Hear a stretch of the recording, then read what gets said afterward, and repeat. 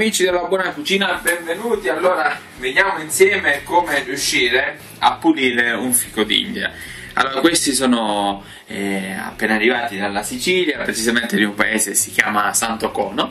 Salutiamo tutti i siciliani e anche quegli agricoltori che ancora continuano a produrre, quindi poi raccogliere e anche esportare questa frutta davvero buona e dalle proprietà davvero uniche. Allora, vediamo come riuscire a pulirlo in modo semplice.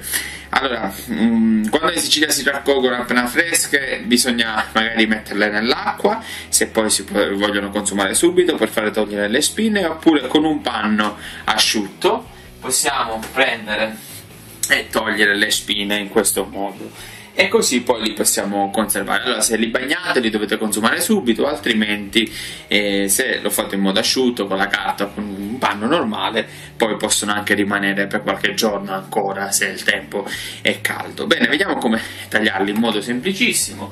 Ci servirà solo un coltello, così vedete, prendiamo le due estremità, incidiamo il coltello così. Così.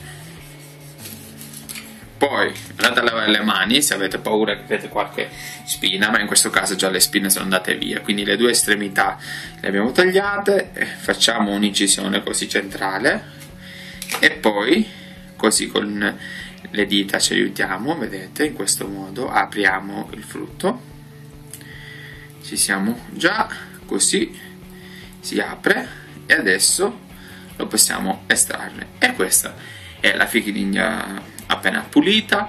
Potete anche conservarla in frigo per qualche giorno, ovviamente con la pellicola, e potete gustare questo ottimo frutto davvero unico e dalle proprietà speciali.